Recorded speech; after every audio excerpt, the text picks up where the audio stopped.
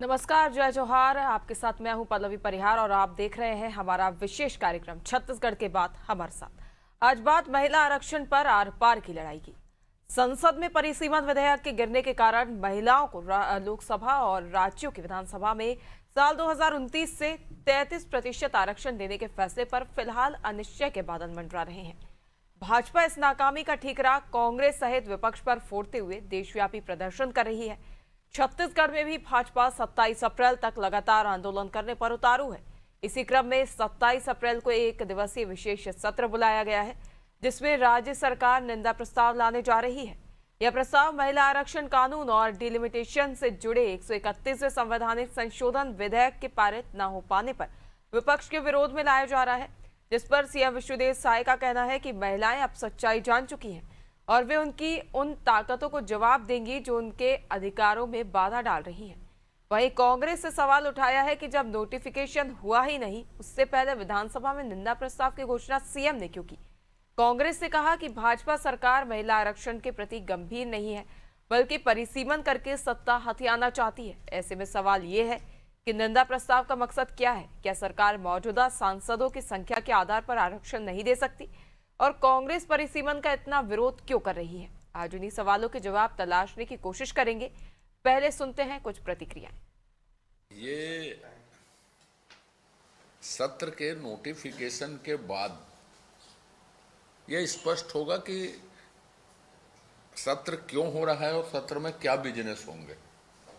नेता प्रतिपक्ष जी का यह कहना कि निंदा प्रस्ताव आएगा हम जवाब देंगे, तो मुझे लगता है कि उनको विधि विधायी प्रक्रिया का ठीक से ज्ञान नहीं। उनको अपनी जानकारी और उस प्रक्रिया को पुष्ट करना चाहिए, और नहीं तो कांग्रेस में जो विद्वान लोग होंगे यदि धोखे से, तो उनकी मदद लेनी चाहिए। देखिए, ऐसा है कि अजय चंद्राकर को बहुत बड़े ज्ञानी हैं, तो वो लोकसभा के कार्रवाई को 2023 के उठा के पढ़ लें।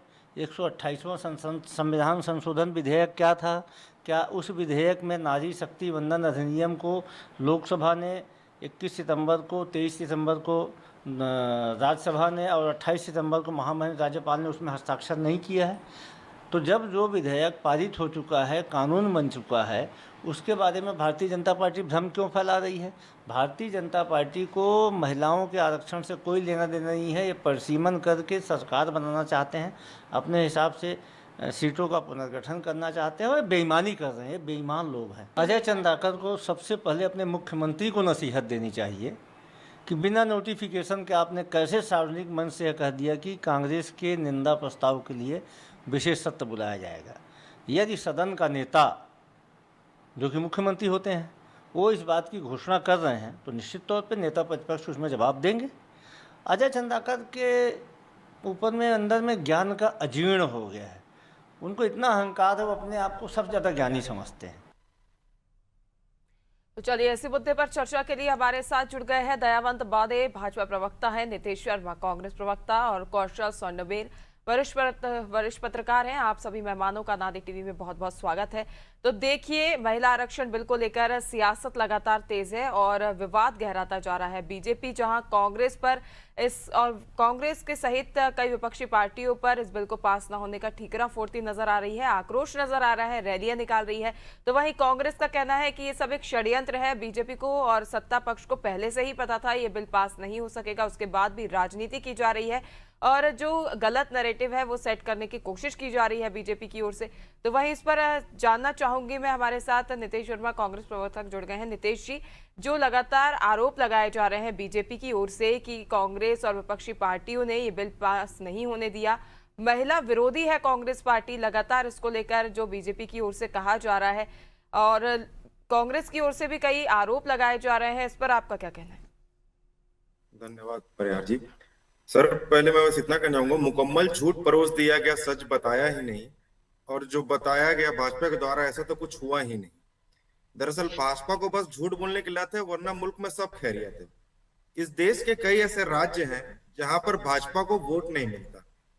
तो इसी नारी बंधन अधिनियम के आड़ में लेकर के जो चीज पहले पास हो चुका है, डिलिमिटेशन को प्रोजेक्ट करने की कोशिश की गई। जिन राज्यों में भाजपा को वोट नहीं मिलता, तो वहां का इलाज क्या है कि वहां के संसद के सदस्यों की संख्या कम कर दी जाए। लोकसभा और विधानसभा की बॉर्डर लाइन को पुनः निर्धारित अपने हिसाब से कर दी जाए। अंग्रेजी में इसके लिए एक टर्म है जेरीमेंडरिंग, अर्थात सत्ताधारी दल द्वारा चुनाव के अनुचित लाभ पाने के लिए जो चुनावी क्षेत्र कॉन्स्टिट्यूएंसीज है उनकी भूगोल को और सीमाओं को चालाकी से फेरबदल करना।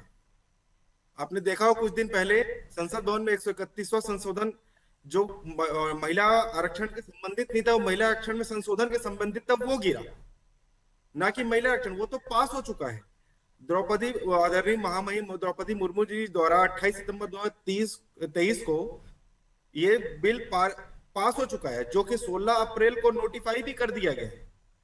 मुझे समझ में नहीं आ रहा कि भाजपा इतनी विक्षिण मानसिकता की हो गई है कि महिलाओं की आड़ लेकर राजनीति करने की कोशिश कर रही है। क्या देश की जनता जानती नहीं? मैं बस इतना कहूंगा, भाजपा के जो पोस्ट आते हैं, प्रधानमंत्री का जो उद्बोधन था, आप उसके नीचे जाके पढ़िएगा तो लोग कमेंट क्या कर रहे हैं। 90% कमेंट हेट कमेंट थे। जनता जागरूक हो चुकी है, उनको पता है कि क्या गलत है और क्या सही है। उनको समझ में आ रहा है कि महिलाओं की आड़ में कैसे कैसे करके राजनीति करने की कोशिश कर रही है। बिल्कुल नीतीश जी, लेकिन एक सवाल भी है इसके साथ कि यदि परिसीमन का जो लगातार विरोध किया जा रहा है, संसद में भी यही देखने को मिला है, जहां परिसीमन के चलते ये बिल पास नहीं हो पाया है। परिसीमन को लेकर जो विपक्षी पार्टियां हैं उनका लगातार विरोध देखने को मिल रहा है, लेकिन करोड़ों की संख्या में यदि कुछ सांसदों की संख्या बढ़ भी जाती है तो उसको लेकर क्या आपत्ति है? देखिए, संसद में सांसदों की संख्या बढ़ने में आपत्ति नहीं, वो तो प्रस्तावित है। 2023 का संशोधन जो बिल आया है उसमें पहले जनगणना होनी है, उसके बाद परिसीमन होना है, उसके बाद महिला आरक्षण होना है। समस्या यहाँ आ रही है, ये बेस देना चाहते हैं 2011 की सेंसस को, जो कि वेल रिसर्च डाटा है कि इनको पता है कि कहां पर ये जीत सकते हैं और कहां पर ये हार सकते हैं। उसके आधार पर ये परिसीमन करना चाहते हैं।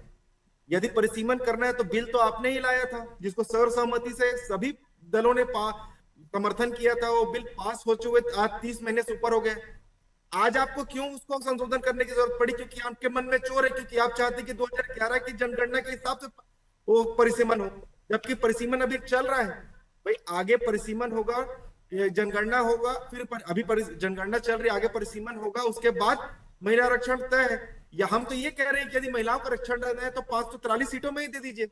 आप क्यों डिलिमिटेशन का वेट कर रहे हैं? मतलब आप ये कहना चाहते हैं कि एक टोकरी में मेरे पास 543 फल रखे हैं, जब वो 850 होगा तभी मैं महिलाओं को दूंगा, इसमें से नहीं दूंगा। भाजपा तो यही क्लियर कट कहना चाह रही है जी। लेकिन बात रही जहां तक नीतीश जी जीत हार की, तो उसका अंदाजा तो कोई भी नहीं लगा सकता। मन का धन जरूर कर लिया जाता है, लेकिन ये पब्लिक है, सब जानती है। जैसा कि आपने बोला, जनता सब जान चुकी है। यदि जनता जानती है तो जनता को यह भी पता है कहाँ मतदान करना है, कहाँ नहीं। तो जीत हार का दावा तो कोई नहीं कर सकता, अंदाजा लगाया जा सकता है, अनुमान लगाया जा सकता है। चलिए मैं दयावंत जी के पास जाना चाहूंगी। दयावंत जी, जो लगातार कांग्रेस की ओर से कहा जा रहा है कि बीजेपी को पहले से पता था, सत्ताधारी पार्टी को पता था कहीं ना कहीं कि ये बिल गिर जाएगा संसद में, इसको लेकर तख्तियां पहले से तैयार की गई थी, और उसके बावजूद भी एक राजनीतिक भूमिका बनाने के लिए इसको सदन में लाया गया, और उसके बाद जब इसको विपक्षी पार्टी की ओर से समर्थन नहीं दिया गया तो अब गलत नैरेटिव बीजेपी की ओर से कोशिश की जा रही है सेट करने की। देखिए, ऐसा है कि कांग्रेस खुद ही होके बोल रही है कि वो जानती थी कि पास नहीं होगा। इसका मतलब कांग्रेस ने मन बना लिया था ना कि महिलाओं को आरक्षण देना ही नहीं है। नहीं तो कांग्रेस की ओर से तो शुरुआत से ही वही बात कही जा रही है ना कि परिसीमन के बिना आप इसे पास करिए तो पास होने देगी बिल। तो इसीलिए तो हम तो बिल को साथ साथ लेके आ रहे थे ना। 3 बिल थी कि भाई पहले महिला आरक्षण का बिल था, फिर परिसीमन के बिल था, फिर केंद्र शासित राज्यों के लिए बिल था। वो तो साथ ही साथ आ रहा था। क्योंकि पहले बिल को इन्होंने गिरा दिया महिला आरक्षण का, इसलिए हमने परिसीमन का बिल को नहीं लाया। और विषय है, ये कहते हैं 2023 का, तो इनको सब पता है। इंदिरा गांधी जी के समय 1971 में जब परिसीमन का प्रयास हुआ तो उस समय 25 साल के लिए फ्रीज कर दिया गया। उसके बाद जब सध्या अटल बिहारी वाजपेयी जी ने 2001 में किया, तो जो दक्षिणी राज्य है हमारे वो और उत्तरी क्षेत्र के राज्य है वो, उनमें जनसंख्या को लेकर के बहुत ज्यादा तुलनात्मक अंतर था। तो इसलिए 25 साल के लिए फिर फ्रीज कर दिया गया। इस प्रकार से 55 वर्षों तक किसी भी प्रकार से ना आप परिसीमन कर सकते थे और ना ही आप किसी प्रकार से रिजर्वेशन दे सकते थे। और परिसीमन रिजर्वेशन के लिए आपको जनगणना अनिवार्य है। तो अभी हम 2011 की जनगणना के आधार पर परिसीमन और महिला आरक्षण की बात कर रहे थे, जिसको 2029 में लागू करना था। लेकिन शुरू से कांग्रेस जो है महिला विरोधी रही है और वो अपने वास्तविक चरित्र को दिखा दिया बिल को गिरा करके। और बिल को गिराना वहां तक ठीक है, इन्होंने मिठाइयां बांटी, महिलाओं के विरुद्ध में खड़ा भी हुआ, बिल को भी गिराया, मिठाइयां बांटी, ताली बजाए। और ये यदि कहते हैं कि 584 में देना चाहिए, 815 में नहीं देना चाहिए, तो इसका मतलब कांग्रेस भविष्य के लिए भी डरी हुई है कि आने वाला समय भी कांग्रेस जो है वो 3 अंक पे नहीं जा सकती है। अभी से तय कर दिया कांग्रेस ने। बिल्कुल ठीक है, मान लेते हैं कि कांग्रेस की ओर से पूरी कोशिश की जा रही है और पुरजोर विरोध किया जा रहा है इसका। कांग्रेस की ओर से यह भी कहा जा रहा है कि 543 जो सीटें हैं उसमें से 181 है उनको आरक्षित कर दिया जाए महिलाओं के लिए। इसमें क्या परेशानी है, क्या दिक्कतें सामने आ रही हैं?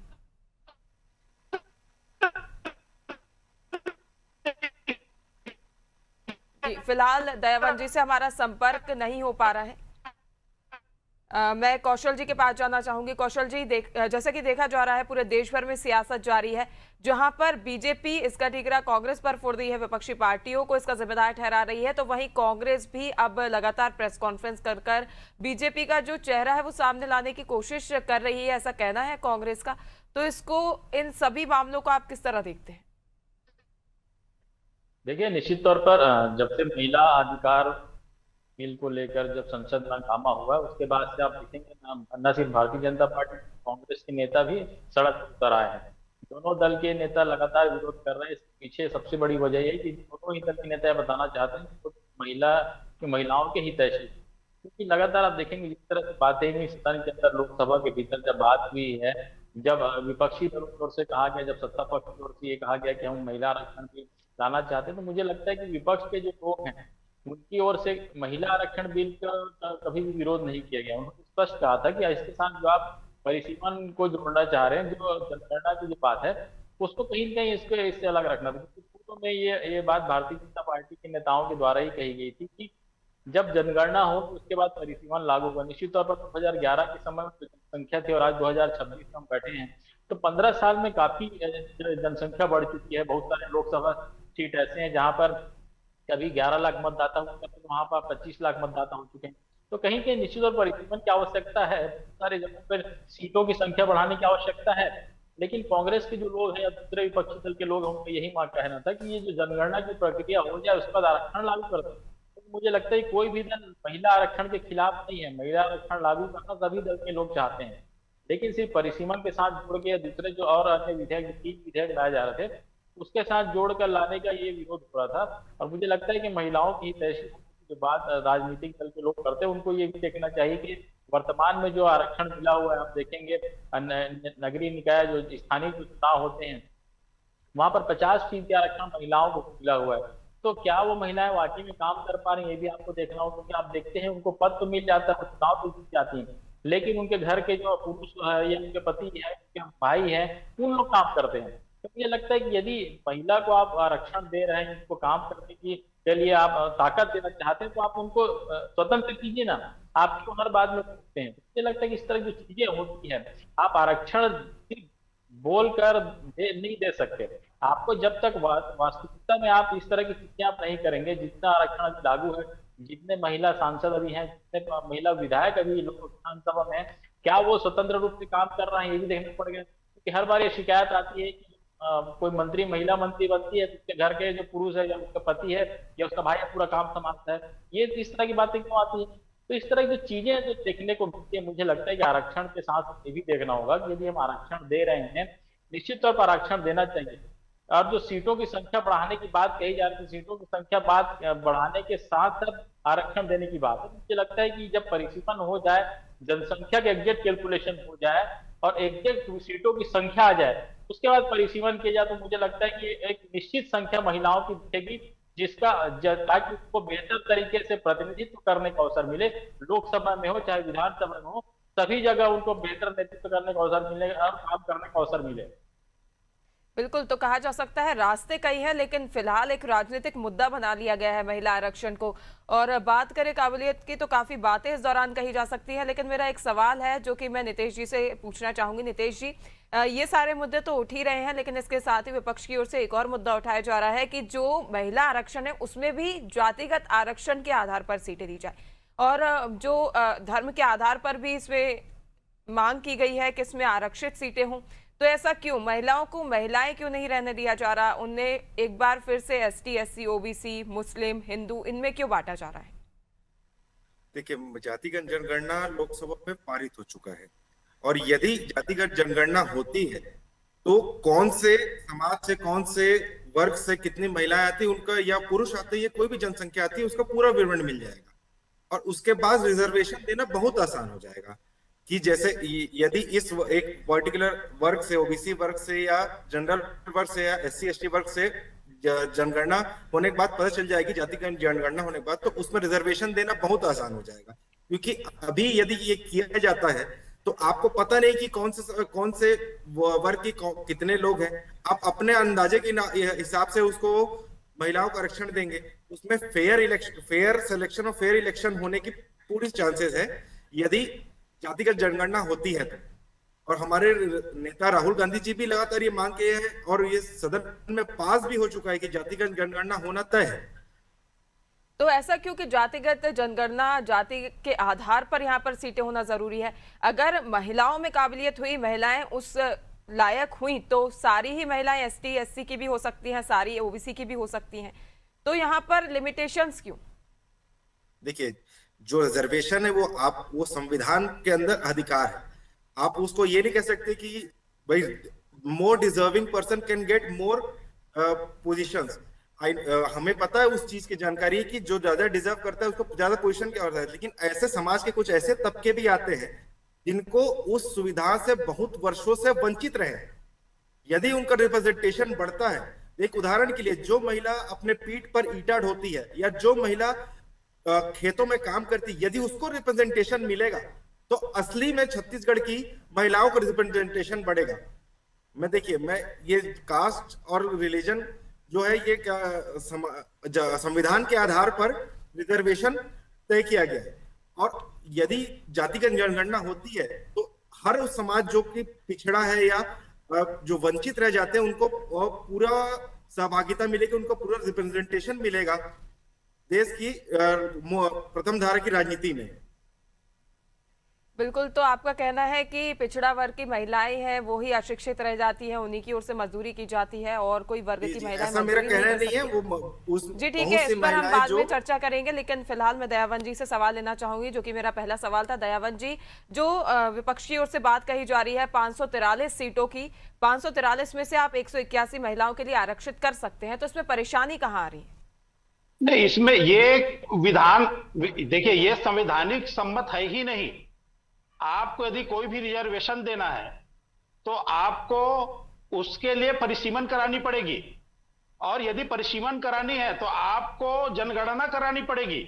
तो 2011 की जनगणना, उसके आधार पे अभी परिसीमन के आधार पे महिला आरक्षण, तो चाहे आप, वो अलग बात है कि हमने महिला आरक्षण का बिल को पहले पेश किया, उसके बाद परिसीमन का करना था। तो जो बात कर रहे 543 का, ये संवैधानिक सम्मत है ही नहीं, ये हो ही नहीं सकता। ये कांग्रेस का जबरदस्ती का महिला विरोधी को गतिविधि को अपने आप को छुपाने के लिए इस प्रकार की बात कह रही है। और दूसरी बात, जिस प्रकार से नीतीश जी अभी बता रहे थे कि धर्म आधारित महिलाओं का आरक्षण, तो जाति आधारित, तो हमारे यहाँ अनुसूचित जाति, जनजाति, महिला आरक्षण है। लेकिन जिस प्रकार से इंडी गठबंधन ने, ठग गठबंधन ने जिस प्रकार से धर्म आधारित आरक्षण की बात की मांग की है, एक्चुअल में संविधान में इसकी कोई व्यवस्था नहीं है। धर्म आरक्षण की किसी भी प्रकार की कोई व्यवस्था नहीं है। नीतीश जी, आपके इंडी गठबंधन के टीम में समाजवादी पार्टी के अखिलेश यादव जी ने धर्म आधारित आरक्षण की मांग की है, उसका आप लोग समर्थन कर रहे हैं। आरक्षण जो पास हो चुका है उसकी बात कीजिए, तुष्टिकरण की राजनीति की है। आप एक विशेष धर्म वर्ग की महिलाओं को लाने के लिए बात कर रहे हैं। पहले दयावन जी को उनकी बात पूरी कर लेने दीजिए, मैं उसके बाद भारतीय संविधान में धर्म आधारित आरक्षण की कोई व्यवस्था नहीं है। इसलिए सिर्फ ये व्यवस्था जो है अनुसूचित जाति, जनजाति, महिलाओं के लिए ही बस व्यवस्था है। इसलिए यह संभव नहीं है। इंडी गठबंधन महिलाओं को, अन्य धर्म की महिलाओं को बेवकूफ बना रही है, जो कि संभव ही नहीं है। बिल्कुल, तो जनगणना की और मुख्य तौर पर जातिगत जनगणना की इसमें बात की जा रही है, तो जनगणना तो शुरू की जा रही है, प्रोसेस भी शुरू हो गई है, लेकिन उसमें कितना टाइम लगेगा? और नितेश जी, ऐसा कहा जाता है कि justice delayed is justice denied. जितना समय लगेगा इस न्याय को मिलने में महिलाओं के लिए, और उसको ना के तौर पर ही माना जाएगा, क्योंकि कहीं ना कहीं बहुत अधिक समय लग जाएगा। जनगणना होगी, इसके बाद परिसीमन होगा, फिर से ये मुद्दा संसद में लाया जाएगा, फिर से वोटिंग करवाई जाएगी। एक लंबी प्रक्रिया है और कहीं ना कहीं बहुत समय इसमें लग जाएगा।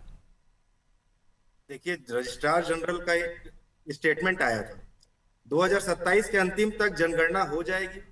आप 2028 में परिसीमन करके 2028 के विधानसभा चुनाव या तो 2029 के लोकसभा चुनाव तक आप परिसीमन करके महिला आरक्षण कर सकते हैं। ये रजिस्ट्रार जनरल का स्टेटमेंट था।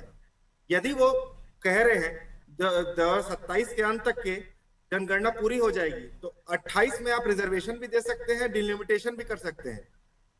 तो ये जो अभी जो देना चाहते हैं वो 543 सीटों में जो दे सकते हैं, ऐसा नहीं है कि नहीं दे सकते। आपने ही वो कंडीशन लगाई थी कि पहले डिलिमिटेशन, पहले जनगणना होगी फिर डिलिमिटेशन होगा। हम तो उसी समय कह रहे थे कि उसी समय दे दीजिए। उस समय आपने नहीं दिया क्योंकि आपने ही कंडीशन लगाई। मतलब आप ही कंडीशन लगाएंगे और आप ही उसका क्वेश्चन उठाएंगे। बड़ा हास्यास्पद लगता है बांधे जी। भाजपा ने पहले ही उसमें कंडीशन लगा दी थी। हमने तब भी कहा था, मल्लिकार्जुन खड़गे का स्टेटमेंट, रिकॉर्डेड स्टेटमेंट है कि आप डिले मत कीजिए। अभी बात हो रही थी justice delay is justice denied, उस समय ही दे देना चाहिए था। हमने मांग की थी उस समय ही आप 543 में दीजिए। आपको उसको बढ़ाने के लिए आप ये कहना चाहते हैं कि आप भाजपा ये कहना चाह रही है कि 543 सीटों जो है पुरुषों, आप उसमें जो पुरुष है वो खुश हैं, आप महिलाओं के लिए हम अलग सीट बनाएंगे। आप तो यही, आपकी बातों से तो यही लग रहा है। बिल्कुल, तो दोनों के ही अपने अपने वादे दावे हैं और दोनों की ही अपने शर्तें हैं। कोई ना एक कदम पीछे ना एक कदम आगे बढ़ने की कोशिश में है। दोनों ही अपने बातों पर अड़े हुए हैं। देखने वाली बात होगी। वहीं मैं कौशल जी से जानना चाहूंगी। कौशल जी, जिस प्रकार से हवाला दिया जा रहा है जातिगत जनगणना का, और जनगणना में अभी समय है और इसके साथ ही 1-2 साल का समय और बीत सकता है, इसको लेकर आपका क्या कहना है? देखिए, निश्चित तौर पर जिस समय पर ये आरक्षण लागू हुआ था 2023 में, जब इसको पास किया गया था, उसके पास ये कहा गया था कि जब जनगणना होगी उसके बाद परिसीमन के बाद इसको लागू किया जाएगा। फिर उस तरह की चर्चा शुरू में चली। निश्चित तौर पर 3 साल बाद जब ये विधेयक फिर से जब लोकसभा में आया, तो वो तीनों को एक साथ मर्ज करने की कोशिश की गई और इसी का विरोध जो विपक्षी दल के नेता है वो कर रहे हैं। तो मुझे ऐसा लगता है कि भारतीय जनता पार्टी की जो सरकार है उसको पहले आपको परिसीमन के लिए और जनगणना की बात करनी चाहिए, तो उसके बाद महिला आरक्षण का बिल पेश किया जाना था। तो मुझे लगता है इसका विरोध उतना नहीं होता, क्योंकि जिस तरह की बात निश्चित तौर पर 2011 में पहले ही कहा था कि 15 साल में काफी पॉपुलेशन बढ़ चुका है पूरे देश का। जो लोकसभाओं में जो मतदाताओं की संख्या बढ़ चुकी है, वहां की विधानसभा में मतदाताओं की संख्या बढ़ चुकी है, उसके आधार पे क्या आप देखते हैं बहुत सारे लोकसभा काफी बड़े होते हैं, उसमें 12, 15, 25 लाख वोटर होते हैं, और कई लोकसभा ऐसे जहां 5 लाख 6 लाख वोटर होते हैं। तो इस तरह की जो असमानता है, इसको तभी आप बराबर कर सकते हैं जब निश्चित तौर पर जनगणना होगी और उसका परिसीमन होगा। क्योंकि जब जनगणना होगी तो एक्चुअल पता चलेगा कि इस लोकसभा में कितने मतदाता हैं, इस विधानसभा में कितने मतदाता हैं। उसके बाद पता चलेगा कि हम इसको कितने सीट में डिवाइड कर सकते हैं। निश्चित तौर पर सभी प्रदेश के जो लोकसभा सीटें और विधानसभा की सीटें, उसमें निश्चित तौर पर बढ़ोतरी होगी परिसीमन होने के कारण, जनगणना के बाद। और यही वजह है कि जो आरक्षण की बात कही जा रही है, क्योंकि निश्चित तौर पर यदि आप आरक्षण देते हैं तो इससे, यदि आप 850 सीटों के करने की बात कर रहे हैं, उसमें महिला आरक्षण यदि 33% देते हैं, तो कहीं कहीं 280-285 सीटें होती हैं, तो महिलाओं की संख्या बढ़ेगी, साथ साथ पुरुषों की सीटों की संख्या भी बढ़ेगी। ऐसा नहीं महिलाओं की संख्या बढ़ रही है। तो मुझे लगता है कि ये बहुत बड़ा विवाद का विषय इसको नहीं बनाना चाहिए, क्योंकि ये बहुत आसानी से इसको सॉल्व किया जा सकता है। जो प्रक्रिया है उसको नियमता किया जाना चाहिए। आप जनगणना कर दीजिए, परिसीमन कर दीजिए, उसके बाद आरक्षण लागू कर दीजिए। मुझे लगता है इसमें किसी को किसी प्रकार का विरोध नहीं होना चाहिए, क्योंकि जिस तरह की चीजें होती है, निश्चित तौर पर यदि प्रॉपर जो वे पे आप नियम के तहत चलेंगे, जिस विधानसभा में, लोकसभा में एक एग्जैक्ट यदि 10-10 लाख मतदाताओं को, मुझे लगता है इससे पता चलेगा कि ऐसा सभी जगह समान वोटर हैं, समान वर्ग जाति के लोग हैं। और आरक्षण की जो बात है, निश्चित तौर पर जो बात कही जा रही है महिला आरक्षण की, उसमें ST, SC, OBC आरक्षण जो मतलब कोटे के अंदर कोटे की बात भी चल रही है। तो कहीं कहीं ये जो देखने वाली बात है कि जो महिला आरक्षण जब आप बिल पास करेंगे तो क्या वो फ्री होगा, क्या उसमें एसटी ओबीसी महिला की अलग से कैटेगरी होगी? ये बहुत सारी चीजें हैं। मुझे लगता है कि कोटे के अंदर कोटे की बात है, तो जब तक आप एकदम से परिसीमन नहीं कर देंगे जनगणना के आधार पर, तब तक मुझे लगता है ये लागू करना तो थोड़ा सा प्रैक्टिकल रूप से संभव नहीं दिखता है। इसलिए सरकार को इस प्रक्रिया में जाना चाहिए, पहले जनगणना पूरी हो जाए, उसके मतदाताओं की संख्या जनगणना के आधार पर जो संख्या आ रही है उसके आधार पर आप पहले परिसीमन कर लीजिए, और उस परिसीमन में जितनी सीटें हो रही है उसके आधार पर आप 33% आरक्षण कर दीजिए। तो मुझे लगता है इसमें किसी प्रकार का विवाद नहीं होना चाहिए। निश्चित तौर पर समय लगेगा, लेकिन समय लगेगा तो विवाद का जो कारण है उसको आसानी से इसको सॉल्व किया जा सकता है, और इससे किसी प्रकार का विरोध नहीं होगा। सभी राजनीतिक दल के लोग मुझे लगता है इसमें सहमत होंगे। सरकार को इस दिशा में सोचना चाहिए और प्रयास करना चाहिए, और सभी राजनीतिक दलों से बात करके इसको सदन में पेश करना चाहिए, ताकि पूर्व में जब महिला आरक्षण बिल को सभी दलों ने समर्थन दिया था, उसी तरह इन तीनों विधेयकों को भी सभी दलों का समर्थन प्राप्त हो और आसानी से उसको कानून के रूप में लागू किया जा सके। बिल्कुल, निश्चित तौर पर यह तभी संभव हो पाएगा जब सभी पार्टियां आपसी सामंजस्य से इसको पारित होने दें और आपसी सहमति से, आपसी बातचीत से इसको सुलह करें। अन्यथा इसमें समय लग सकता है, और जो 2028-29 की बात कही जा रही है, ये बिल तब तक ही स्थगित हो जाएगा। फिलहाल के लिए तो राजनीतिक मुद्दा ही बनकर रह गया है। अब देखने वाली बात होगी कि इस पर क्या निश्चय किया जाता है। आप तीनों मेहमानों का जुड़ने के लिए बहुत बहुत धन्यवाद। तो देखिए, लगातार सियासत तेज है, लेकिन अब देखने वाली बात होगी कि महिला आरक्षण बिल को लेकर क्या निश्चय किया जाता है। क्या पहले ही आपसी सामंजस्य के आधार पर इस पर कोई निर्णय लिया जाएगा, या फिर एक बार फिर से इस बिल को आगे के समय तक के लिए स्थगित कर दिया गया है। फिलहाल के लिए इस खास कार्यक्रम में इतना ही। लगातार देखते रहिए अनादि टीवी। नमस्कार।